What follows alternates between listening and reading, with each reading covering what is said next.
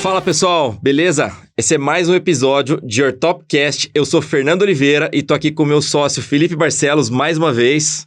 Fala, Felipão. Bom dia, boa tarde, boa noite. Obrigado, Fernando, meu grande amigo. Hoje vamos conversar sobre um assunto interessante, afecções do joelho da criança.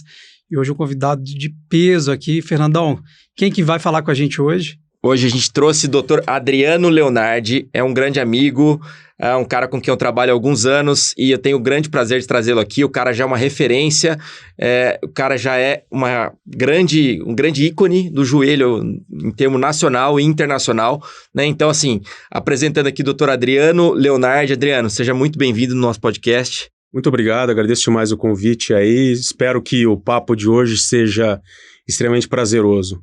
Maravilha. Doutor Adriano Leonardi, eu tô aqui com um currículo que, a gente tem só uma hora de podcast, então vai ser meio difícil passar o currículo todo, mas vamos lá.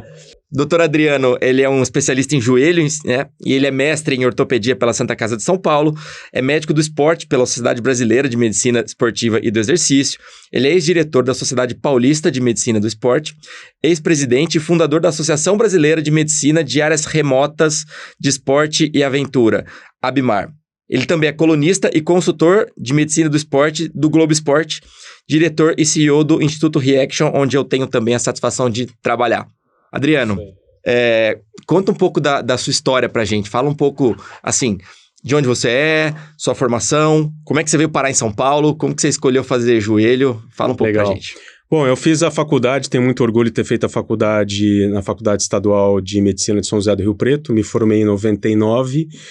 Toda vez que a gente vai falar tanto de ortopedia quanto de marketing, etc., eu costumo dizer que eu sou uma geração de transição, que eu sou um pouco mais velho que vocês e ainda peguei uma coisa mais tradicional e peguei a entrada da internet. Pra você ter uma ideia, eu quando estava no 4º ano não existia internet. Aí fiz ortopedia lá em Rio Preto mesmo.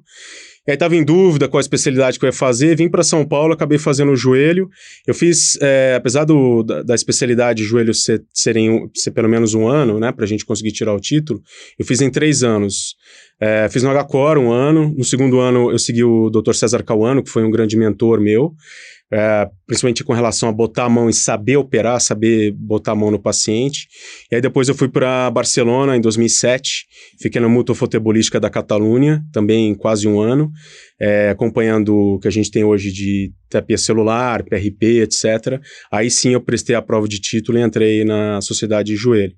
Então, minha formação, apesar de poder fazer em um ano, uma das coisas que a gente vai discutir aqui é com relação à formação médica. Eu acho que a formação médica hoje, a formação do especialista, pelo menos na minha opinião, ela tem que ser melhor trabalhada, né? Que a gente vê alguns erros aí até de diagnóstico, uns erros às vezes até de conduta com alguns pacientes, porque o médico brasileiro ele não é acostumado a pescar na praia dos outros. Então, ele não é acostumado a entender treinamento, expandir um pouco mais. Por exemplo, um ortopedista tem um conceito maior de medicina do esporte.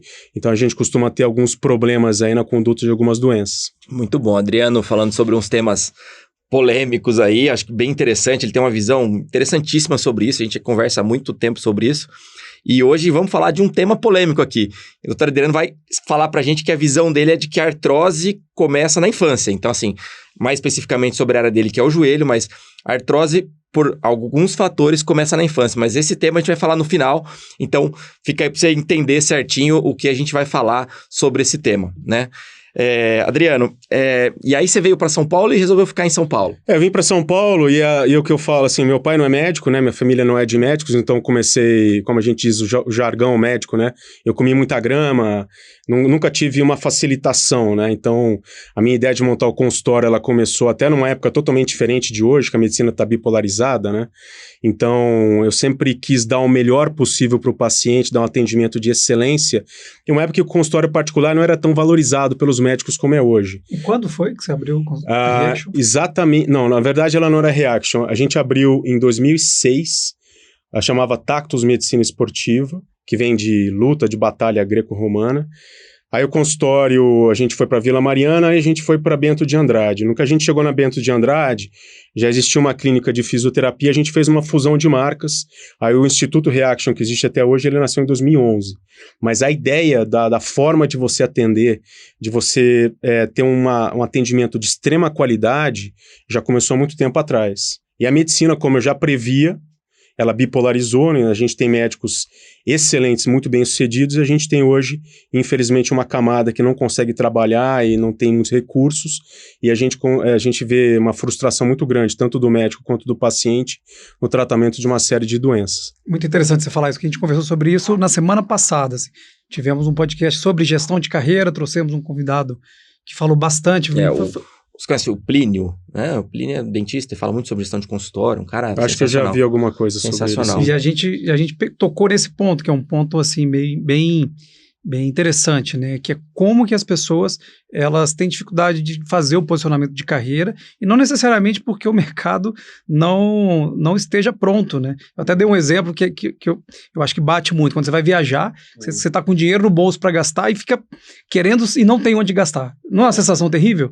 Eu acho que na medicina acontece muito isso. Assim, a gente tem muitos pacientes querendo um médico que resolva o problema dele ou que pelo menos tenha o conhecimento para explicar o que ele está vivendo. Nem sempre a gente vai conseguir resolver, mas que esteja preparado para dar não só a parte médica, mas toda essa preocupação com qualidade, né? Eu acho que isso é fundamental, né? Então, a gente falando para o público médico, existem alguns problemas de visão sobre mercado e visão de como trabalhar, e o grande problema começa no chamado marketing. As pessoas têm um conceito errado de marketing. Marketing não é propaganda do médico. Doutor Adriano, melhor especialista de joelho de São Paulo. Não, isso é infringir código de ética médica. Não vou nem bater nesse assunto.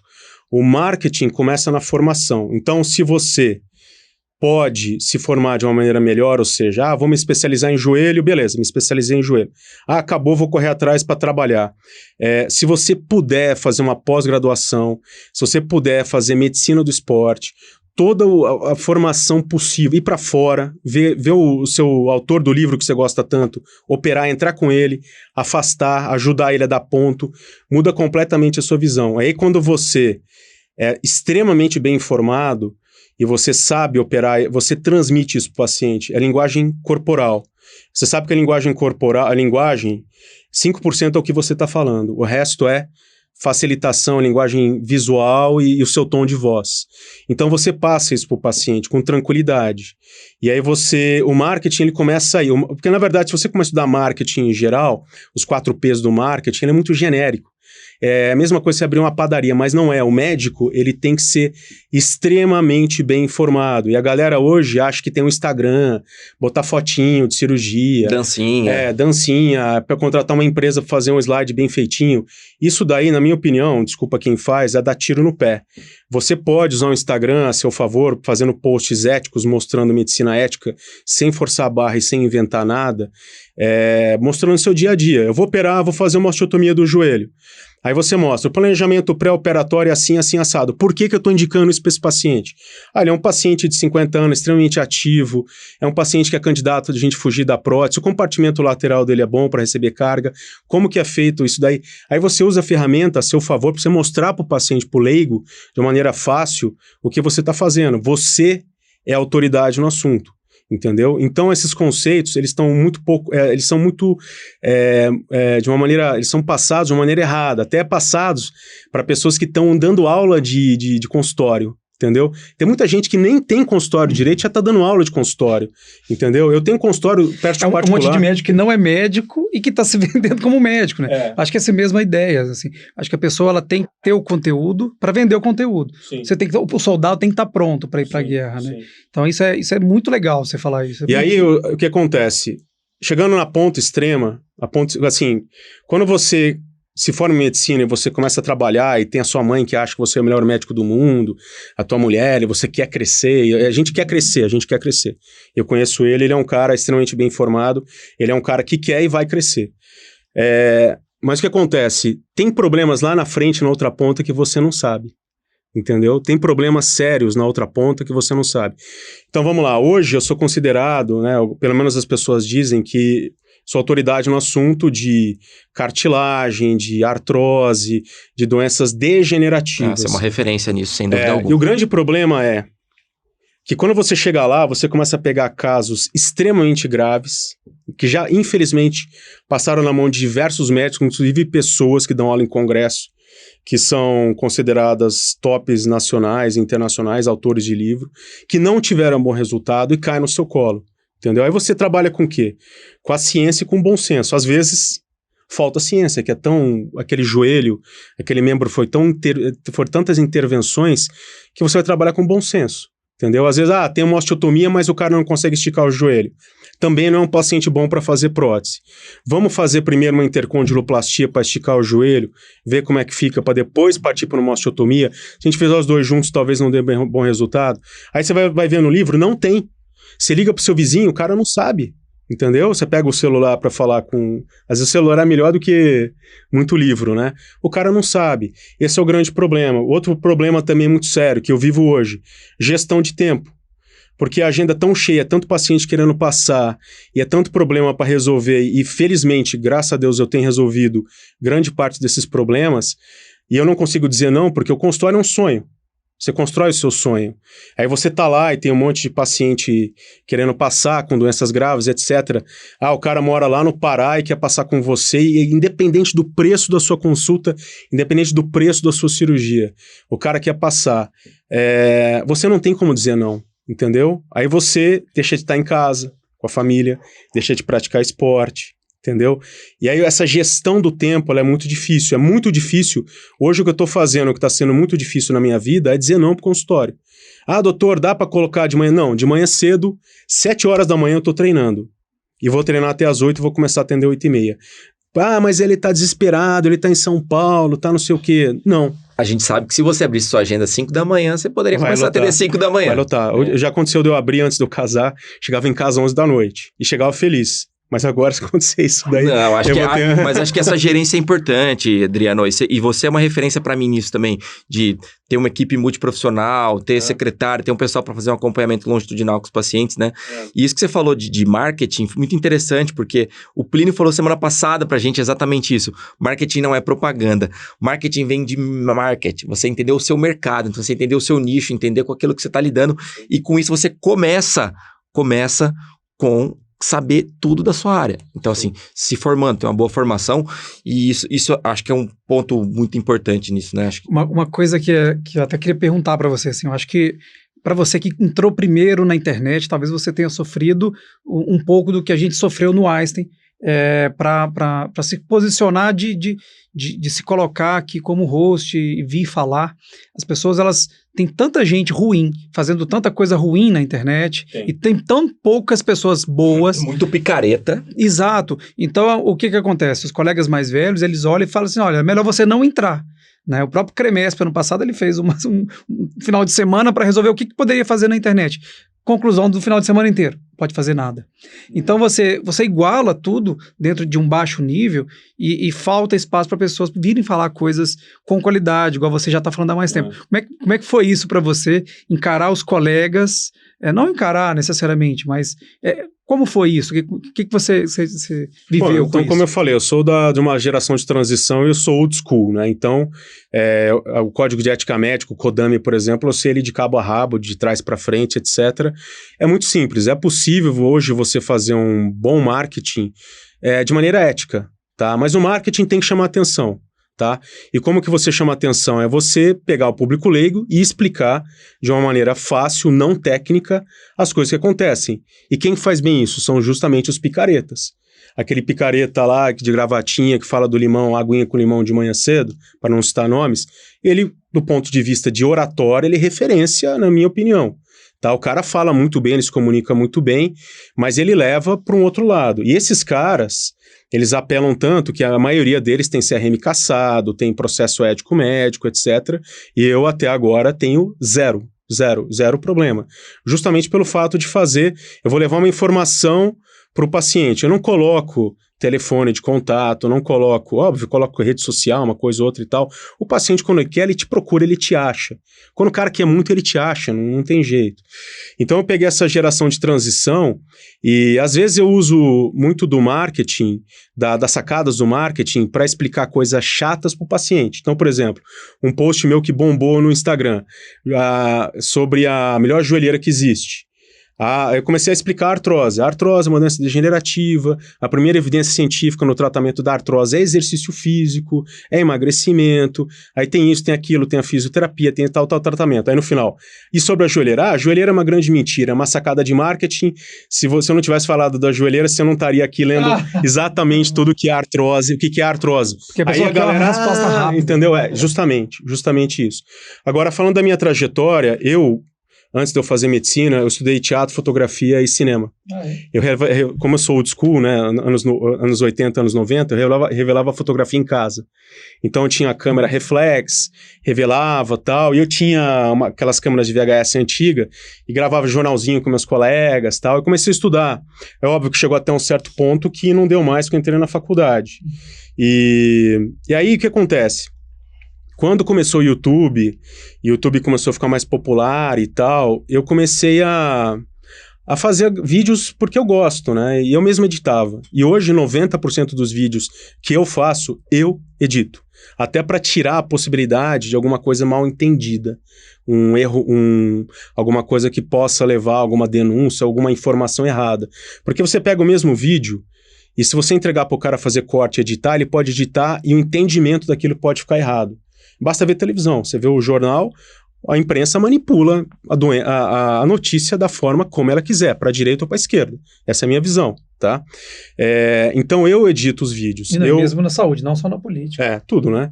Então eu tenho as plataformas que eu capto a imagem, me dá um baita de um trabalho, mas é extremamente prazeroso. Eu tiro 2 horas no final de semana para fazer isso. Eu posto, eu jogo no YouTube, e foi uma coisa que eu fazia, sendo bem sincero, eu nem sabia de algoritmo, nem sabia que poderia deixar um potencial muito grande para trazer gente para mim, mas de 4 anos para cá, que eu realmente comecei a jogar vídeo de 4 anos para cá, deu um boom absurdo. Porque, como eu falei, a questão da linguagem do paciente, a linguagem visual, a linguagem como fala, de gestos, ela é muito mais importante. Você como autoridade no assunto, então o Fernando falando sobre pediátrica, ele vai falar de uma maneira que ele não vai nem perceber que ele vai estar transmitindo autoridade no assunto. E você pega, eu já vi vários vídeos de colegas que começaram a postar agora, você vê que o cara não sabe. Mas o cara faz papagaio, eu já vi cara me copiando, entendeu? Termos que eu uso no dia a dia, o cara copia e ele tenta dar uma de papagaio e você vê que não E claramente é não natural, né? A gente fala isso. O importante é fazer um negócio que seja natural pra você. Então, não adianta... O cara quer dançar e não combina com o cara quer ser o simpático e ele não é simpático. Então, você tem que ser você mesmo. Então, assim, eu já li muito sobre rede social e já até me deram várias dicas. Faz isso, faz aquilo, mostra mais sua vida. Não adianta, eu sou autêntico. Se eu quero mostrar a minha casa, eu mostro. Geralmente eu não mostro. Eu tomo um pouco de cuidado com a minha vida pessoal.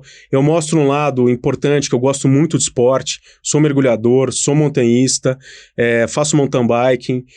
Eu gosto muito uma das coisas que tive que abdicar nos últimos anos é a atividade física. Me deixa muito frustrado. Um dia que, sei lá, poderia ter feito uma bike indoor, um HIIT, e não consegui fazer, porque eu tô muito cansado de cirurgia. Você tem treinado quantas vezes por semana?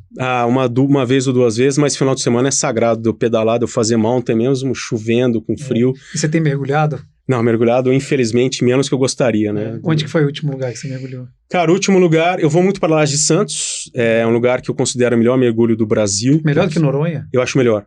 Porque Noronha é muita vida, mas é dispersa. Não sei se é efeito do aumento da temperatura ambiental, né? Mas a Laje, ela concentra cardumes de Recife e cardume de Passagem. E a visibilidade? Depende do dia, cara. Eu já peguei 30 metros de horizontais lá. Aqui em Santos? Em Santos. Só que não é Santos. Você pega uma lancha rápida em São Vicente e você vai até um paredão, 2h30 de navegação. Um paredão chamado Laje de Santos, que aí você mergulha água extremamente fria, correnteza, são situações ambientais ruins. Mas o último grande mergulho que eu fiz, assim, antes da pandemia, foi um país chamado Palau. que é no mesmo fuso do Japão. Aí é fantástico, aí você até chora, assim, mergulhar com raia-manta, tubarão-baleia, aí é fantástico. Foi até quantos metros? Na verdade, assim, eu já fiz muito mergulho profundo, né? O mais profundo que eu fiz foi em Noronha, até 60 metros. Mas hoje em dia, ficando velho, você começa a ficar mais cauteloso. Caverna eu não faço mais e tal. Então faço mergulhinho mais raso pra curtir e tal. Você viu aquele filme da Indonésia, das crianças? Foram resgatadas? Vi. Depois daquilo aí, não dá pra entrar numa caverna, né? Não, a caverna... caverna é um mergulho que morre muito mergulhador, é o que mais mata mergulhador autônomo, né? Mesmo o cara que faz o full cave, que ele sabe sair de enrosco, mergulha com side mount, né, os cilindros aqui do lado, para ele trocar durante o mergulho, é muito perigoso, né? O fato de eu ter começado a mergulhar no 4º, 5º ano de faculdade foi que me levou a fazer medicina hiperbárica. Eu fiz o curso de hiperbárica e depois eu fundei a Sociedade Brasileira de Esportes de Área Remota. Aliás, Áreas Remotas de Esporte e Aventura, a BIMAR. Então agora eu tô afastado, mas a ideia é trazer esse conhecimento de medicina de áreas remotas para outras especialidades. Que aí fala, vou fazer otorrino para fazer botox na cara da mulher. Beleza, mas algum dia você vai atender um barotrauma, se você é otorrino, entendeu? Vou fazer ortopedia, mas um dia você vai pegar você tá lá fazendo um passeio no ambiente remoto e você vai pegar uma lesão ortopédica evoluindo para uma síndrome compartimental.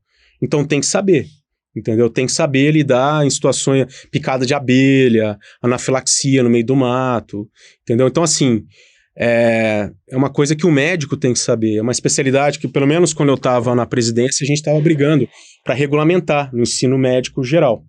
A gente hoje fazia as palestras, as coisas e tal, mas é uma área que fica como um gap grande aí. Num país que a gente não estuda trauma na faculdade, né? Eu fui de liga de trauma e assim, é absurdo, é a doença que mais mata pessoas de idade socialmente, economicamente ativas, né? E no Brasil é tratado da forma que é tratado. Isso é uma coisa que eu admiro muito no Adriano, que o Adriano tenta mudar muito. Ele é um cara estudioso pra caramba, assim. Então, super bem sucedido e ainda assim até hoje o cara estuda todo dia e publica e procura se basear no que é mais cientificamente comprovado. E isso é uma coisa, inclusive, que traz uma admiração maior, porque a gente sabe que com esse poder de marketing, persuasão que você tem, né, Adriano? Você é um cara que... Assim, a gente já ouviu de outros profissionais, é uma coisa que eu falo, chega num ponto que você consegue convencer o paciente de qualquer coisa que você quiser. Então, se você for picareta, você conseguiria operar 90% dos seus pacientes, provando por A mais B com uma lógica ali que poderia ser meio falsa, mas você conseguiria provar. E essa ética, assim, eu acho que você pautar essa ética no seu trabalho é uma coisa que também me traz uma admiração muito grande, cara. Isso eu acho que tá faltando muito para essa geração de hoje, né? O que acontece é o seguinte, as pessoas, é óbvio que todo mundo, quando cai no mercado, quer botar a mão, quer fazer, etc, e quer, eventualmente, até hiperindicar, mas isso é um grande problema, porque quando você começa a ter, se você não é bem informado, você faz hoje em dia tem as pós-graduações de pseudociência, que é um absurdo. Eu não vou falar muito sobre isso. A pessoa ela começa a aplicar aquele pouco conhecimento que ele teve da pseudociência e não dá resultado, aquele consultório lindo lá dos Jardins, daqui a pouco começa a ficar vazio, o paciente não fica mais, e tal. E uma coisa que eu falo, que eu mostro para todos os médicos que me acompanham, é que a decisão do tratamento, ela não é só do médico. A gente tem que... Qual que é a nossa função? Nós temos a ciência ao nosso lado. Tá? O paciente tem um problema, né? No meu caso o joelho com problema. Você tem que explicar para ele a sua visão e como você acha que tem que ser tratado. Porque assim, tem paciente que chega, que tem indicação de prótese, eu falo, vou tratar a senhora como se fosse a minha mãe. Se fosse a minha mãe, é prótese para amanhã. Por quê?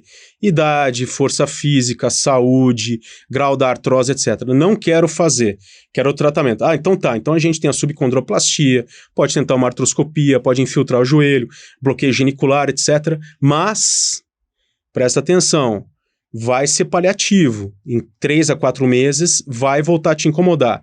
A senhora quer tentar esse tratamento? Quero. Então eu vou com a senhora. Então a gente vai, mas está explicado. A senhora entendeu? Entendi. É dividir risco, né? Assim, é saber a expectativa do paciente e compartilhar o risco. Eu falo isso muito para os meus pacientes. É isso. Se fosse a minha mãe, se fosse meu filho, né? No meu caso, se fosse meu filho, se fosse minha filha, eu faria isso. Mas se você não quer fazer isso, tá disposto a tentar o tratamento, a gente tá junto nessa. Foi essa a época que você podia falar pro seu paciente, se você não fizer isso, não volta no meu consultório, porque eu não cuido mais de você. Não só foi essa época, mas assim, ainda existe gente que faz isso, né? Mas é um absurdo, né? Acho que você tem que compartilhar, não é só o risco, né? É compartilhar a tomada de decisão, né? Exato. Você trazer para a realidade eu digo do assim, paciente. cada decisão tem um risco. Eu digo assim, a cirurgia tem seus riscos, o tratamento conservador também tem seus riscos. E pra gente que trata crianças com deficiência, por exemplo, né?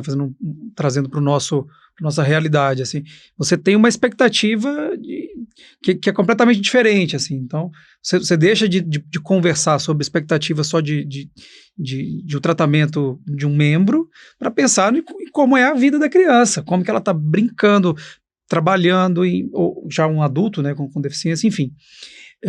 Queria aproveitar só para fazer te trazer para um tema que a gente não pode deixar de falar, né? Para chegar na artrose, a gente tem que falar algumas coisas antes. Sim. E se a gente continuar nesse papo tá bom, vai dar 1 hora e o Stefano vai cortar a gente. Trazer para o joelho da criança, né? Para o joelho da criança, exato. Assim. É uma área de intersecção das nossas especialidades, né? Então, a gente já operou alguns casos juntos, né, Adriano, disso. A gente divide a gente discute alguns casos, né? E acho que você podia falar um pouco para a gente sobre... como é que é a sua experiência em atender joelho de criança, sua experiência em operar joelho de crianças, e como é que é isso para você? Como é que você vê isso? Então, é um grande desafio, né? Porque você está lidando tanto com a criança, óbvio, né? Você está lidando com os pais e, às vezes, você está lidando com expectativas de alto rendimento. E realmente já peguei crianças que são craques no consultório e têm lesões graves, né? Então já peguei osteocondrite dissecante grave em criança, cirurgias extensas, já peguei criança que tem perninha torta, a gente já operou junto, conseguiu melhorar rendimento, etc. Mas exige alguns cuidados adicionais. Primeiro cuidado é saber lidar com o pai e com a mãe, e vocês lidam com isso, vocês sabem muito bem. Lidar com pai, mãe, com as expectativas, etc., que eles querem que o filho seja um craque. Outro grande problema, que aí envolve também gestão de consultório, é você fazer o follow-up, porque às vezes o tratamento da criança, ele leva bastante tempo, né? Você tem que fazer raio-x de controle, ver onde ele está fazendo a reabilitação, o treinamento dele está adequado ou não, e às vezes você manda para determinado treinador para ele fazer um retorno para o esporte, e aquele treinador não acerta o método com a criança. Eu gosto muito de estudar treinamento, tá? Eu estudo um pouco fora da ortopedia. Eu gosto muito de ler bompa, por exemplo, periodização. Então, chega para mim uma criança ou um adulto, tô fazendo tal periodização de treinamento. Acho não está correto. Acho que vale a pena a gente trocar e tal. Então, eu tenho uma equipe de funcionários de retaguarda e de colegas médicos auxiliares que eles vão acompanhando a linha do tempo no backstage. Então, como é que tá o seu filho? Tá assim assado. Não, volta para cá para reavaliar. Não, ele tá indo super bem, ótimo. Então, você vai voltar em tal mês com tal exame. Porque senão você perde. E às vezes, o resultado não tá só na tua intervenção. Tá justamente nessa gestão do paciente na linha do tempo. Porque muitas vezes esse paciente não tem o resultado esperado durante lá a reabilitação, o retorno ao esporte, sim, e aí ele vai procurar outro médico. Sim. E não necessariamente procurar um outro fisioterapeuta, sim, né? Então eu acho importante demais isso. E tem coisas que eu acho que é um desafio, eu ainda não encontrei o ponto de equilíbrio, se você puder até me ajudar, sim, que é o seguinte, quando a gente trata alguma coisa na medicina, qualquer coisa que seja, você tem vários tratamentos escalonáveis, né? E aí o que eu vejo muito, o colega fala assim, não, passa a fisioterapia. E não explica para a mãe que não é só fisioterapia. Naquele momento é fisioterapia, mas que tem as pessoas não querem ter esse tempo, né? Não querem perder esse tempo de ter essa conversa. Ou porque elas fizeram escolhas ruins, estão em consultórios com convênio e tudo mais, mas falando da gente que tem possibilidade de ficar mais tempo com o paciente. Tentar trazer o paciente para essa divisão de responsabilidade é difícil às vezes explicar, né? Esse contínuo, né, do tratamento. Eu acho assim, sendo bem sincero, a maioria das pessoas não sabe. As pessoas não sabem o que é uma transição para o esporte e não entendem de treinamento e retornar para o esporte. Que a gente não pode pegar uma criança, porque o grande problema da criança é o seguinte, você pega uma faixa aí de 8 anos a 12 anos, por exemplo, são 4 anos de diferença, mas dá uma baita de uma diferença no aparelho locomotor, no gesto esportivo, né? Você tem criança que tem um gesto esportivo mais parecido com adulto e tem criança que tem um gesto esportivo mais de criança mesmo, né? Mais imaturo, marcha imatura, etc. É um grande problema, primeiro o cara saber como fazer uma transição para o esporte. Quais são os testes funcionais que ele tem que pedir. Para o cara entender disso, o ortopedista tem que entender de fisioterapia, e a maioria não entende, e tem que entender de treinamento. Eu tive uma coisa que aconteceu na minha carreira que foi muito importante, que é eu ter trabalhado com futebol. E no futebol, não tem médico de clube que não lide o dia inteiro com o treinador e com o fisioterapeuta. Então, esse conceito de transição, de como que você vai avaliar a pessoa para ela conseguir voltar para o esporte, ela fica muito claro na minha cabeça, é muito nítido de você poder colocar. E aí você sabendo, você vai passar, e vai passar de maneira tranquila. Mas mesmo que você passe, 30% é absorvido, tá? Por vários estudos e tal. Se for homem, menos ainda, né? Quando é a mãe, absorve um pouco mais e tal. E aí, você tem que ter equipe de retaguarda. Então, eu tenho hoje uma funcionária que ela trabalha com as planilhas de linha do tempo e ela entende de tudo, não é maquinal, ela entende, e ela vai entrando em contato para ver como é que está aquela evolução daquela criança lá ou daquele adulto. E óbvio, né, se a relação médico-paciente não está sendo boa, eu entendo que nem todos os pacientes do mundo com os piores problemas vão ter uma relação boa comigo. Às vezes a minha honestidade pode ofender, como já ofendeu, entendeu?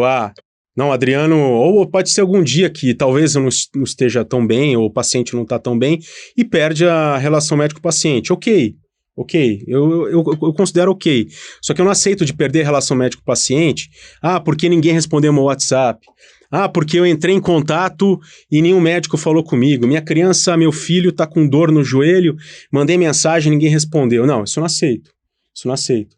Agora, porque o Adriano, não sei, não tive indicou uma coisa que eu não queria. Não tive um feedback espiritual bom com ele.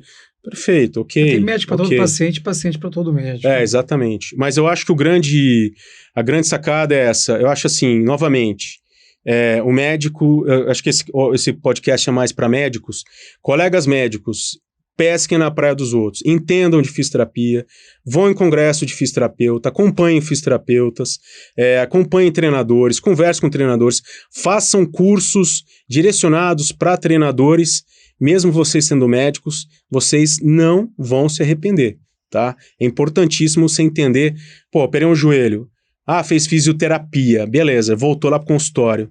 O que ele fez na fisioterapia? Choquinho, bolinha, alongamento. Mas fez eletroestimulação? Não fez. Dobrou seu joelho? Não dobrou. Cara, troca de fisioterapia. Porque eu entendo. Óbvio que eu não entendo de toda a aparelhagem, o que você tem de mais moderno. Se eu começar a discutir fisioterapia com um fisioterapeuta bom, eu vou perder, óbvio. Mas tem que entender. Tem que entender da reabilitação e de treinamento. Se não entender, não adianta botar a mão em quem pratica esporte. E isso é uma estrutura que a gente tem no Instituto Reaction que é muito legal, né? Sim. A gente tem uma equipe de treinamento esportivo, né? Sim. Então, que ajuda nesse sentido. Então, a gente tem o Gustavo Jorge lá, que é foi preparador físico do Santos, é um cara que é uma referência, ele tem uma equipe boa lá, trabalha com atletas profissionais, né? Uhum. Então, assim, eu acho que é sensacional, porque não é só o fisioterapeuta, é um preparador físico. Então, isso aí permite o cara voltar ao esporte, que muitas vezes ele tem um problema quando ele pratica uma atividade física, e é falta de preparação, às vezes. Então, é mais a questão de retorno ao esporte do que, de fato, uma reabilitação fisioterápica, né? Você tem usado muito pedido de exame de marcha? Para criança, no dia a dia? No geral, agora tem a Biocinética que está em São Paulo, né? E eles fazem muito de gesto esportivo e tudo mais. É o Leporassi, né? É o Gustavo Leporassi. Então, eu acho assim, eu acho muito interessante, mas como eu lido 90% das minhas queixas de consultório hoje no dia a dia, é dor. A gente sabe que a dor vai inibir toda a cadeia cinética da marcha. Então, eu pegar uma pessoa que tem a dor no joelho e eu pedir um exame de marcha, é óbvio que vai estar alterado. Se eu pedir um isocinético, é óbvio que vai estar alterado. Entendeu? Eu preciso zerar a dor daquele paciente, tratar o problema, aí ele vai voltar com uma memória de ativação muscular alterada pela memória da dor, e aí sim eu peço esse exame de marcha. Então, geralmente, todo teste funcional e tudo que a gente puder avaliar do paciente quando você resetou o problema dele, eu acho viável sim. Interessante. Queria pegar um outro ponto aqui, que são as alterações de deformidades angulares de joelho, né? Você que vê nessa parte, imagino que mais o adulto, né, o seu dia a dia. E aí, a gente costuma dizer que vai pegar o elevador direto para o inferno, porque você pega uma criança assintomática que tem um valgo, um varo, né, daqueles não muito, né, destacados, vamos dizer assim, você fica assim, aí, indico ou não indico a cirurgia? Qual que é a diferença? Sem querer chegar na resposta final, mas já entrando um pouco na questão da gente conversar sobre a artrose começa em criança ou não começa, mas como é que você vê essa correção já na criança e o adulto jovem que chega para você com esses distúrbios angulares? Então, eu acho que esse é o primeiro passo quando a gente começa a pensar em artrose e de fato ela começar na infância. São as deformidades angulares, aquele pezinho muito plano, associado a um genovalgo ou um varo excessivo. Vocês trabalham com pediátrica, vocês sabem que existem índices de normalidade para isso, para sexo e para idade. Quando a gente pega crianças que têm essa marcha muito alterada, primeiro que é raro da gente pegar crianças que têm essa alteração que não tenha sintoma nenhum. Ou às vezes, eles têm sintomas, escondem da mãe, ou às vezes sofrem bullying na escola. Então é muito importante ir conversando e despender bastante tempo conversando com os pais, e às vezes até com a criança, para ver onde está o problema, sacar o problema. Porque às vezes é uma criança que não funciona bem o joelho, ela tem vergonha de jogar futebol, não joga futebol, por exemplo, na escola, ou não consegue praticar esporte e sofre, entre aspas, um certo bullying nisso daí. Então, eu presto muita atenção no que a mãe está falando. Sofreu bullying, não está andando, ela não gosta de fazer esporte. Outra coisa é preguiça, cansaço, ele cansa, ele não gosta. E aí você vai ver, não é que não gosta porque ele não tem interesse, né? Sim. É isso. Sim. E aí, aí novamente é a questão que a gente já discutiu. Pega o raio-x panorâmico, mostra para a mãe, mostra a normalidade, mostra para a mãe o que é uma cartilagem de crescimento e fala, seu filho não tem dor, mas se a gente não tratar, essa patela vai começar a correr fora do trilho, vai aumentar o chamado ângulo Q, mostro para ela o que é o ângulo Q, eu tenho uma facilidade de mostrar isso daí, e vai levar a uma doença cartilaginosa quando for adulto e vai levar a uma possível artrose precoce de acordo com a genética da família. Óbvio que quem determina isso é o homem lá em cima, mas a gente pensar em ciência e estatística, sim. Então, se fosse o meu filho, eu operaria, travaria a cartilagem de crescimento para corrigir, com toda certeza vai ter uma... Vocês estão pegando o jeito de falar, né? Tá aprendendo. Não, na verdade, a gente está se identificando, porque a gente fala, já aborda muito isso. Não, eu acho assim, até como é direcionado para colegas, eu acho que não tem que ter medo, tá? Eu perco muito paciente, porque às vezes o cara chega no consultório, ele vem com o negócio, eu quero fazer membrana de colágeno para regenerar minha cartilagem, ou rompi o cruzado de novo, vou operar e eu vou ficar bom. Aí você mete uma osteotomia no meio, o cara vaza, entendeu? Eu vim pra cá pra mexer na cartilagem, o médico ainda quer meter uma placa, quer alterar o eixo. Eu não tenho medo eu durmo, cara, toda noite eu encosto a cabeça no travesseiro, eu durmo muito bem. Porque assim, eu chego pra mãe e falo, olha, se você não fizer essa correção de deformidade angular, vai ser um adulto com problema, e às vezes até problema psicológico que a gente consegue corrigir agora. E via de regra a gente acaba corrigindo e consegue... E, cara, é impressionante como muda essa criança. É impressionante. Menininho, adolescente lá de 15, 16 anos, já começa uma namoradinha, começa a ficar socialmente mais aceito, ele começa a ter uma biomecânica melhor do joelho, então, obviamente, ele vai melhor no esporte, começa a jogar mais um basquete, um futebol, ele muda completamente... A vida, né? A vida. A personalidade. Muda completamente como seria lá na frente. Você pegar uma menina, né, que vai ter uma condromalácia com alteração grave de ângulo Q, e você faz essa alteração, às vezes você fica até emocionado, fala, cara, consegui fazer com que aquela menina não seja um adulto com problema, entendeu? Então eu falo no consultório, quer procurar outro médico, uma segunda opinião, perfeito, mas eu falo.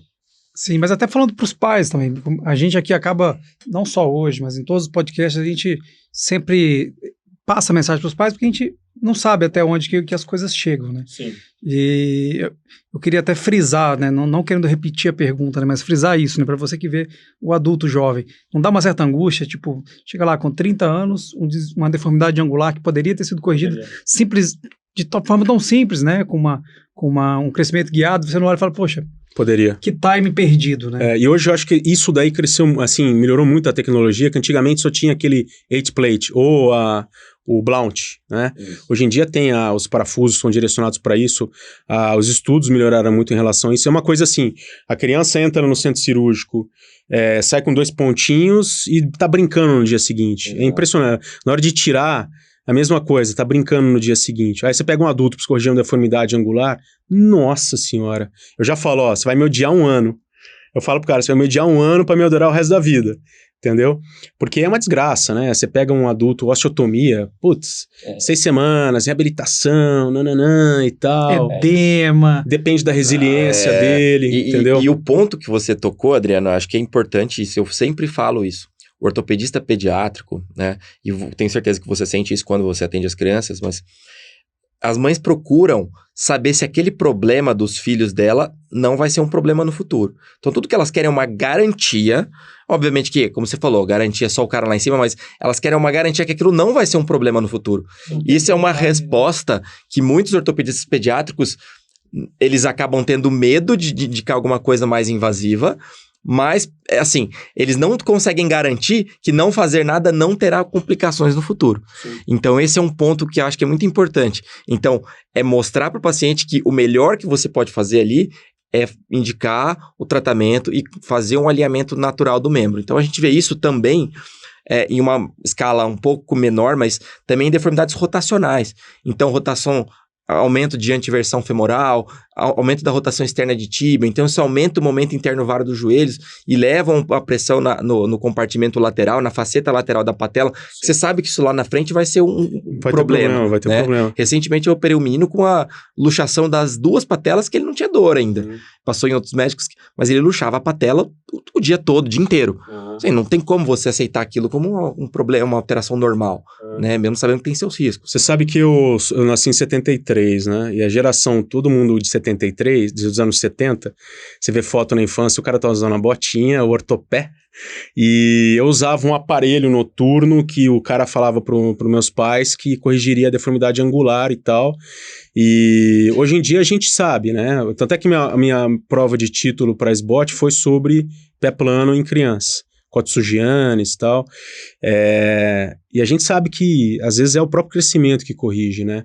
E então os caras não tinham essa tecnologia de epifisiodese que a gente tem hoje, mas, cara, infelizmente, eu pego gente no consultório alguns colegas, principalmente de interior e tal, eles continuam prescrevendo essas órteses, umas que passam até uma fita para dormir à noite e tal. Mesmo aqui em São Paulo ainda tem quem faça. E geralmente vem dos avós, né? Então, a idade dos nossos pais, que às vezes fala assim, leva esse menino no ortopedista que ele precisa usar bota, né? Então, é sempre essa, né? Hoje, sim, tá sendo um bate-papo legal pra caramba. Você deu um puta gosto bom pra gente nessa questão de marketing aí, mas a gente sabe que tem muito mais que você pode falar. Desculpa. Não, era isso, e assim, e a gente vai marcar com certeza um segundo encontro. Não, mas não encerra não, calma aí. Pra falar na hora disso. já? Não. Tá muito bom. Mas a gente vai marcar um segundo encontro pra falar disso, né? Mas, cara, vamos continuar falando de joelho, pediátrico. Eu queria aproveitar a sua pergunta, né? Até para entrar um pouquinho mais. Essa primeira parte do podcast, a gente acabou falando muito pro colega, né? Mas eu queria trazer um pouco pros pais aqui, aproveitar a sua experiência, até porque a gente já conversou de algumas dessas questões, dessas deformidades e tudo mais, mas ter a visão do especialista de adulto é a primeira vez que a gente traz. A gente só conversou agora entre pares de pediátricos. E essa questão da deformidade rotacional ela é muito interessante. Nos Estados Unidos é uma questão mais pacificada, as pessoas tratam isso sem muito sofrimento. Elas decidem, um adolescente, um adulto jovem, faz minimamente invasiva com hastes, né, derrodam, né, e aqui a gente ainda indica pouco. Como é que você vê essas correções de deformidades rotacionais? Tanto em toe, altoe, mal alignment, tudo isso. Então, eu acho que todo ortopedista tem que ter um momento da carreira dele que ele tem que seguir alguma escola, né? Então, o joelho tem escola leonesa, tem escola europeia, de estudo de osteoartrose, mais conservadora, tem a escola americana, que é mais agressiva, a gente sabe que tem muito fomento por trás de órtese e de indústria de órtese, etc e tal. Eu comecei a estudar muito, eu gosto muito de estudar cartilagem, gosto muito de estudar artrose, que é quando realmente ferrou a articulação, ela desgastou, e o intermediário, que é uma condropatia. Eu sou muito partidário da correção anatômica. Todo ano, ou pelo menos todo ano, eu tento ir para West Palm Beach para operar com Tom Minas, que na minha opinião, ele é o cara mais sério e mais ético, talvez um dos mais do mundo, em estudo de cartilagem. E ele perde, eu vi ele perder paciente por indicar cirurgias extremamente agressivas de correção anatômica. E ele é muito mais agressivo do que muito médico brasileiro. A osteotomia deles, ele abre 15 graus de osteotomia, não? Aí você começa a brigar com ele, não, mas vai recidivar, vai ter que refazer a osteotomia, já vou abrir 15 graus e tal. É coisa bizarra, assim, que a gente abre aqui no Brasil, e pelo menos no meu dia a dia, 10, 12 graus já é muito, o cara abre 15 e tal. Então, eu sou partidário de corrigir o quanto antes, entendeu? Porque lá na frente vai dar problema, e a gente sabe que defeito anatômico, ele dá problema. Então, eu pego muita gente no consultório. Condromalácia, não consigo melhorar. Tá bom, vamos examinar. Você vê que, biomecanicamente, tanto em teste simples funcional, quanto examinando o paciente, aquela patela não traqueia de maneira correta. Você olha na ressonância, ela está fora do trilho. Aí você pede uma tomografia do protocolo de Lyon, você vê o GTTA 25, 26, totalmente alterado. Condromalácia, toma glicosamina, toma cúrcuma, cara. Infiltra. Infiltração. A pessoa tem um problema anatômico levando aquilo lá, que arrebentou a cartilagem dela durante a vida, que está levando a uma consequência muito grave, né? E o grande problema para mim hoje, que vocês não vivem, né, que vocês mexem com criança, é eu pegar adulto de 50 anos até 70. É um limbo. Eu estava agora, no final de 2022, no Summit da ICRS em Miami, e, cara, eu nunca vi tanto cara bom junto. William Bugbee, a Elisaveta Kohn, o Mário Gobi, o próprio Tom Minas, os caras falando, cara, de 50 a 70 anos de idade, você não vai fazer prótese. Mas é um freestyle, né? Cada um faz uma coisa, aquilo que você falou, bom senso, às vezes vai passar em 5 médicos, 5 vão indicar 5 coisas diferentes. Aí entra a tal da medicina regenerativa, que é outra coisa que eu acho que é um grande futuro, mas está sendo mal aplicado hoje em dia. A gente pode não entrar nesse mérito, mas muito picaretas também. É nova picaretagem, tem muita gente forçando a barra. Você vê que 2%, 3% do que é chamado de medicina regenerativa realmente procede do ponto de vista ético. Né? Eu estou indo agora, por coincidência, mês que vem na Itália, em Milão, e eu vou ficar com a Elisaveta Kohn, que é a que mais publica sobre BMAC, sobre PRP, ela é extremamente séria. Então eu quero ver o que ela faz, quais são os resultados plausíveis para, óbvio, dentro de protocolos de pesquisa, como é considerado experimental, a gente fazer aqui no Brasil. Mas voltando, eu sou neto de italiano, eu gosto de falar, né? Mas voltando... A casa é sua. Eu acho assim, cara, todo defeito anatômico, se você começar a ver a grande maioria das condromalácias, condropatias, doenças que não tem explicação, por que aquele menisco estruiu? Você vai ver, cara, o cara tem um baita de um varo. O cara tem um baita de um valgo, tem uma rotação aumentada de quadril, biomecanicamente aquele menisco não aguentou, pulou fora. Era possível ter corrigido na infância? Era. Mas naquela época lá não existia? Não existia. Agora existe, entendeu? Então agora existe, agora é possível você corrigir.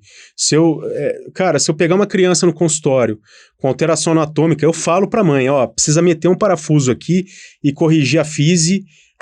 Mas pode dar complicação? Pode, mas ele está arrumando para um problema muito maior. Pode dar complicação, assina embaixo, minha equipe acompanha e tal, mas eu acho que é hora de corrigir agora. Os defeitos anatômicos, que são muito visíveis no dia a dia no consultório, infelizmente, até voltando a falar da formação do médico, do especialista é negligenciado. Chega paciente com condromalácia, não resolve. Quantos anos você está tratando a condromalácia? 10 anos. Algum médico já pediu tomografia para você? Nunca ninguém pediu. Então eu vou pedir, cara, invariavelmente vem alteração, desvio rotacional ou tilt patelar, que explica aquele problema do paciente. É só corrigir. E isso, em grande parte, eu acho que parte do não conhecer a normalidade, os parâmetros normais, e não parte de uma investigação e de uma formação adequada, né, Adriano? Sim. A gente, interessante porque quando a gente está no laboratório de marcha, né, desde 2019, e a gente vendo semanalmente pacientes, tanto pacientes adultos quanto crianças, a maioria, claro, pacientes com deficiência, mas a gente discute tanto alterações anatômicas e alterações de eixo, alterações angulares e rotacionais dos membros, e a gente vê o quanto que isso, você consegue com o exame de marcha, você consegue detectar o quanto você tem de sobrecarga nas articulações, então não é uma coisa do eu acho, né? Mas como mesmo você assim falou, a gente às vezes tem medicina... ansiedade de indicar, né? É difícil às vezes. É difícil, mas você sabe que há uma sobrecarga. Sim. É claro, o quanto de sobrecarga é um problema, isso a gente ainda não tem. E é por isso que eu tô querendo tirar isso dele, né? E eu concordo, né? A gente concorda. Exato. Eu queria aproveitar, compartilhar outra ansiedade minha, fora essa questão rotacional, que é uma ansiedade. A gente conversa muito, eu brinco que é o joelho em S. Na verdade, quando o fêmur distal é valgo, o fêmur é valgo e a tíbia é vara. E você, tipo... Às vezes é muito evidente, e aí, mesmo assim, até hoje, nenhum paciente eu tive coragem de fazer episódio cruzado. Mas hoje, por exemplo, no consultório tinha um menino, fiz uma ressonância, uma ROFIT. O trilhamento patelar, você vê que a patela não lateraliza quando ele sobe por causa desse... O eixo tá ok, geralmente. O eixo do membro tá ok. O eixo do membro tá ok. Mas a linha articular tá inclinada, né? Só que esse, por exemplo... Essas forças de cisalhamento, você sabe que vai dar problema. E aí você fica assim, gente, vou indicar, não vou indicar. Aí, o de hoje era assim, um ângulo lateral distal anatômico de 80. Entendeu? Então fica assim, tudo muito no limite. Ou às vezes, quando é mais evidente. Mas assim... Acalma meu coração, posso fazer uma episódio cruzada? Então, o que eu acho? Eu acho assim, toda vez que tá em cima do muro, eu faço follow-up, tanto de criança quanto de adulto. Por exemplo, eu pego muita condropatia no consultório, que aí você tá vendo a ressonância, fica aqui, opera, não opera, o anjinho, né? Opera, não opera, opera, não opera. Vou fazer um follow-up, vamos infiltrar e vamos ver como é que você fica dentro de 6 meses. Eu faria a mesma coisa com a criança, caso haja dúvida na indicação. Vamos acompanhar, vamos colocar na linha do tempo, vamos ver se essa deformidade está aumentando ou não, e vamos ver como é que essa criança vai responder com o tratamento conservador, com a fisioterapia. Você vê que, primeiro, os pais estão voltando com você. E já é um ponto extremamente positivo de resiliência no tratamento. Entendeu? Porque quando o cara vem pegar uma outra opinião, ele tá passando com você como curioso, eu tenho muito curioso que me visita hoje, ele não vai seguir, cara, ele não vai, entendeu? Não vai. Ele, passou com o Adriano só pra ver como é que era, se era tudo aquilo mesmo e tal, entendeu? Então o cara não segue, mas quando os pais, vamos lá, beleza, tô acompanhando, tô seguindo, tô fazendo follow-up, e você vê que às vezes uma criança que tá tendo problema, tá tendo dor, tá meio borderline, um gordinho que tem medo de jogar bola, etc., meio com vergonha, cara, indica, entendeu? Se tá tudo a seu favor, se o paciente e a família estão a seu favor, não tem dúvida nenhuma na indicação, entendeu? Aí quando tá na dúvida, a própria família te questiona muito, tá na dúvida, etc., follow-up, entendeu? Follow-up, vamos acompanhar, vamos ver isso, vamos ver aquilo e tal. Recentemente eu peguei mais ou menos um caso parecido com o seu, um atleta de basquete federado, São José dos Campos, veio para mim com os 2 joelhos super inchados. Um baita de um derrame, assim, do nada. Começou a dar do nada.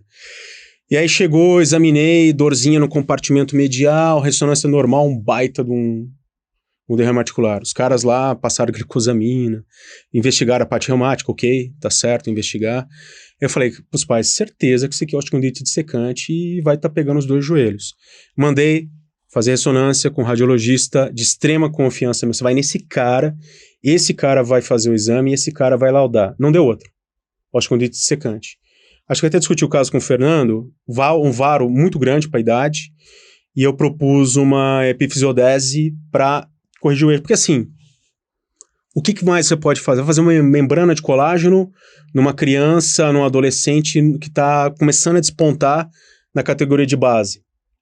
Você vai abrir o joelho, fazer uma membrana de colágeno, esperar 1 ano, 1 ano e meio, 2 anos, para você ter um final de uma cicatrização, sendo que não tem literatura que sustente isso em crescimento. E transplante. Ele tinha claramente uma alteração de eixo que justificava tudo aquilo. Né? Espinha da tíbia aumentada, então provavelmente estava tendo pancada, gerou eu acho, né? Aí eu propus para os pais e tal, e aí eles acabaram não concordando muito, questionaram, requestionaram, e não voltaram mais comigo. tá? Até não sei como é que tá a criança e tal, mas eu mostrei para eles que seria uma solução da gente... Sem fazer esse cruzado. Não. Era um joelho genovaro mesmo. Era um genovaro. Era um varo. Com fêmur no varo. Então, na minha opinião, seria alterar esse eixo para pelo menos tirar a carga do compartimento medial, onde tinha a osteocondrite. Nesse período, a criança se manter minimamente ativa, né? Você nunca pode tirar o esporte. A pior coisa que o médico pode falar para um atleta, para um esportista é: você não vai praticar esporte, ninguém tem o direito de fazer isso. Obrigado. A gente pode até discutir isso mais para frente, que hoje em dia existe o repouso relativo, que tá em qualquer livro de medicina esportiva. Você pega um cara que corre, você põe esse cara para pedalar, para nadar, para correr com 5% do VO2 e aumentando. Tem o protocolo de Clement dos anos 80, que é possível se aplicar hoje para manter o cara minimamente ativo. Então, minha ideia era manter a criança minimamente ativa, fisioterapia, tratamento sintomático, até a gente ver que houve a correção do eixo. E ele é uma criança em estirão de crescimento, então o sexo masculino... Seria rápido a correção. Mas aí, infelizmente, por relação médico-paciente, talvez, né, que eles me questionaram muito, acabaram talvez seguindo com outro colega. Não sei onde está, espero que esteja bem. Mas a questão é essa, a questão é você saber propor mesmo, e na dúvida, na minha opinião, eu faço o follow-up e não está errado. É mais uma criança que está em fase de crescimento. E vou lançar um último tema aqui, antes da gente finalizar. Exercícios resistidos na criança. Fala pra gente, porque, doutor, qual idade pode começar a fazer atividade física? Isso é uma briga, porque eu também fiz a pós de medicina do esporte, e também é uma briga, porque esse é um mito, né? Não tem nenhum estudo que fala assim, olha, a partir de tal idade é seguro, ou a partir de tal idade é bom, sempre é bom, né? Sim. Então, fala, você que, assim, é médico do esporte, você que trabalhou muito com esporte profissional, categoria de base. Sim. Fala isso pra gente, Adriano. Então, eu acho assim, o conceito de... As crianças querem fazer musculação. Geralmente é uma criança que, o adolescente, quer ficar fortinho, quer se destacar e fazer musculação. Então, geralmente, obviamente, eles estão presentes na consulta com os pais, né? Tá o pai e a mãe, o adolescente lá olhando pra mim, falando, pô, deixa, né?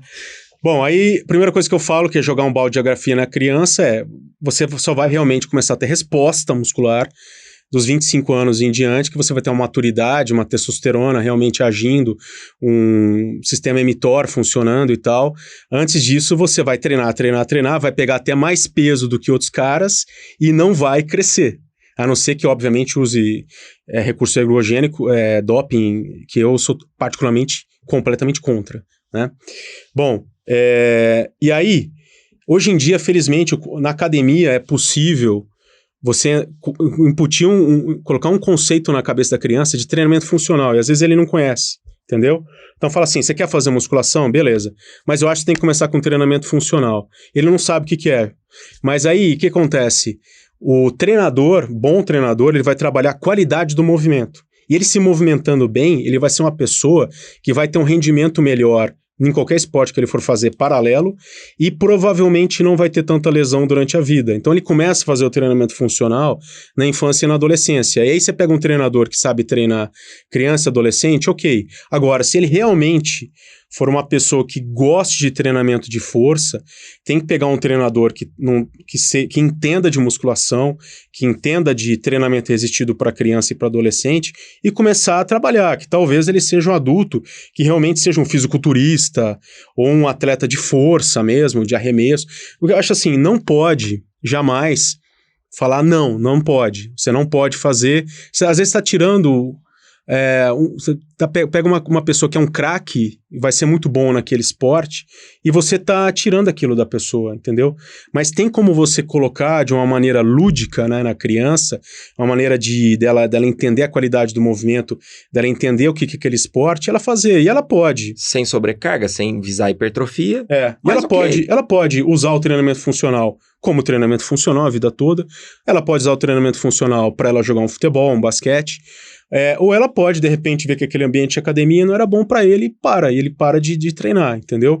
Mas eu acho importante, sim, hoje em dia tem escola de treinamento de criança e de adolescente, né? Tem só tomar cuidado com o treinamento para não gerar sobrecarga excessiva, aquele conceito de que musculação fazia a criança não crescer, não existe mais, e também o conceito de colocar criança na natação que vai fazer crescer não existe mais, da minha época também, mas eu acho que a minha visão é essa, é falar para os pais, incutir o conceito de treinamento funcional e orientar eles o que é adequado para a criança. E legal é ter uma cultura de esporte para a vida toda, né? Sim. Isso começa na infância, não adianta o adulto chegar, já atendi adulto que falou, doutor, eu nunca fiz nada a vida inteira, não vai ser agora que eu vou começar. Né? Péssimo conceito, mas infelizmente começa na infância. Eu vejo um grande problema em pessoas sedentárias, muito problema. Todos os estudos que comparam população mediamente ativa, moderadamente ativa com sedentário, o sedentário sempre degenera mais rápido a articulação. Então você pega uma criança que nunca fez nada, até por causa do desvio de eixo, de medo, de vergonha. Hipermobilidade. Pé plano, hipermobilidade, dói, etc. Ninguém corrigiu, ela vai ser sedentária, ela vai ter problema. Ela vai... Você fala, mas não usa tanto a articulação. Mas tudo no nosso corpo que não é utilizado vai degenerar, vai desgastar, não vai ser utilizado. Então, até o cérebro, né? A pessoa não pensa, não vai conseguir ter... Vai continuar burra. Não adianta fazer só propaganda no Instagram se não pensa. Exatamente. Então, tem que começar desde criança a fazer atividade física, tem que estimular a atividade física, senão vai ser o dia inteiro no celular. Aliás, fazendo um parênteses aqui, eu nunca operei tanto ligamento cruzado de criança e adolescente como nos últimos 5 anos. Tá? E assim, eu já procurei muita coisa, muita literatura. Quando eu fiz residência, eu nunca tinha visto um LCA numa criança.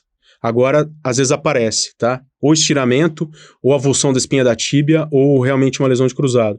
O que eu atribuo é criança o dia inteiro no celular, o dia inteiro no videogame, e vai descer para jogar bola na quadra lá do prédio, não tem uma biomecânica adequada e pum. Exato, eu acho que em coordenação não tem desenvolvimento neuromotor adequado, né? e às vezes eu falo isso no consultório, tá? Até difícil falar isso, mas chega a mãe e fala assim, doutor, ele anda diferente, ele manca, menino de 12, 13 anos. Você vai ver, assim, você explica, mas a vontade de falar assim, ele não aprendeu a andar. É isso, a criança não aprendeu a andar. Sim. Não é que ele manca por motivo A, B ou C, porque ele tem um problema ortopédico, ele tem um problema do quadril. Não, ele não aprendeu a andar, ele é descoordenado porque ele simplesmente não foi embutido nele esse desenvolvimento neuromotor. Entendi. Então, o grande problema é isso daí. Eu pego muita criança também com luxação femoropatelar, muita criança, assim, com avulsão, pedaço de cartilagem solto e tal, porque não se movimenta bem. Entendeu? Então, acho que tem sim que deixar a criança fazer, só que dentro dos limites. Você não pode falar, você não pode, criança, adolescente, fazer academia. Academia, hoje em dia, cara, é um negócio tão genérico, você pode fazer tanto tipo de treinamento dentro da academia, entendeu?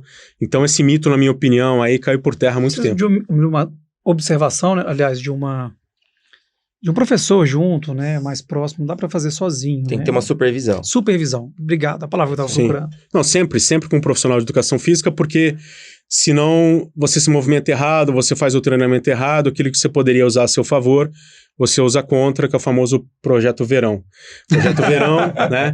Projeto Verão, o cara vem lá, começa a aparecer em Instagram, um monte de gente linda, treinando, fazendo um monte de coisa, o cara quer fazer. Vai lota a academia, bum! E aí, às vezes, fui fazer uma escada na academia.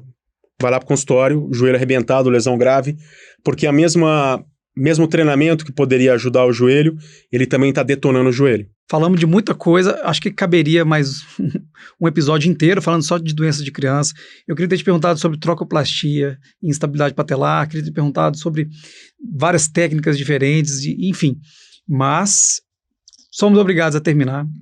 E eu gostaria de fazer a pergunta final sobre artrose em criança, como é que é essa relação da criança com artrose, e já te agradecer, já fico aqui, minha despedida. Então, obrigado, pessoal. Ativa o sininho, curta, compartilha. E, Adriano, de verdade, eu não te conheci pessoalmente, muito prazer. Obrigado de coração, assim. Já quero gravar mais. Foi muito legal, ficou muito legal mesmo. O prazer é todo meu, e toda vez que você chamar aqui o tema que você quiser abordar, para mim vai ser sempre um prazer muito grande. Falando que a artrose começa na infância, uma coisa que eu bato muito no consultório, é um tema extremamente polêmico, tirando as doenças reumáticas e tirando doenças traumáticas graves, né? Então, crianças sofreram acidentes, etc. Se a gente pensar num personagem, por exemplo, uma menina de 7, 8 anos com um valgo muito grande, que sente dor, eventualmente para subir e descer uma escada, uma dorzinha que aparece uma vez ou outra e tal, e a não correção desses fatores anatômicos, né? A não correção dessa deformidade angular. Ela vai se tornar uma adulta que dos 20 aos 30 anos vai começar a ter sintoma invariavelmente, vai começar a se tratar de condromalácia, vai começar a ter uma dificuldade metabólica de perda de peso natural. Então, ela vai começar a ter um sobrepeso que vai se agravar depois dos 40 anos, e depois dos 40 anos de idade, aquela condropatia grau 3, grau 4, que às vezes é assimétrica, por exemplo, pegando a faceta lateral da patela, devido à faixa etária do paciente, a gente já começa a ter alterações degenerativas. A gente sabe que a alteração degenerativa, ela, quando a pessoa já tem uma degeneração na cartilagem, ela é acelerada demais. Então, se torna um adulto com menos de 50 anos com artrose, com uma resolução muitas vezes difícil, que eventualmente, até um pouco antes dos 60 anos de idade, vai para uma prótese de joelho. Então, se a gente for pensar que a artrose começa na infância, isso eu não estou nem falando ainda da questão do treinamento, né? Que vamos dizer que seja uma pessoa que seja sedentária a vida toda, agrava mais ainda os problemas, né? Que não tentou se movimentar, não tentou treinar, etc. Então, uma criança que nasceu com um problema corrigível de maneira simples e prática, desde que, obviamente, tenha indicação, que se tornou um adulto e você tem, às vezes, aí, como eu falei, de 50, 70 anos, uma dificuldade muito grande de você tratar. E o que eu falo, quando eu dava aula de medicina de áreas remotas, de resgate e tal, que você pega um grupo de pessoas que está lá, curtindo no meio do mato, e de repente aquela diversão vira uma tragédia, eu sempre falo, quando eu dava aula de medicina de áreas remotas, toda tragédia tem que ser tratada através da prevenção. A melhor forma de você tratar uma tragédia é uma prevenção. Então, qual que é o grande segredo, qual que é o grande recado para pais e mães que eventualmente venham ouvir esse podcast? Não sintam vergonha, não achem que é besteira levar o seu filho para um ortopedista pediátrico ou para um ortopedista de confiança. Às vezes pode ter um problema mesmo, lembrando que criança não tem dor, é raro criança ter dor, que a gente às vezes está fazendo com que aquele adulto seja um adulto saudável, um adulto sem problema nenhum, né? Um adulto que vai gastar muito menos dinheiro e vai deixar de ter doenças sistêmicas pelo fato de você ter, às vezes, colocado um grampinho lá e resolvido a deformidade angular. Muito bom, Adriano. Cara, sensacional, assim, podcast. Eu te conheço há muitos anos já sabia da sua capacidade, mas eu tenho certeza que esse episódio vai ser sucesso, assim, porque você tem uma didática incrível. Eu e o Felipe, a gente se olhava e falava, cara, é exatamente o que a gente pensa e realmente você fala de um jeito que chama atenção e eu te agradeço demais por agregar ao nosso podcast. Maravilha. Maravilha. Pessoal, muito obrigado pela audiência. Hoje foi incrível. Pode compartilhar aí com as pessoas esse podcast. E agradeço mais uma vez. Semana que vem estamos de volta com mais um Ortopcast.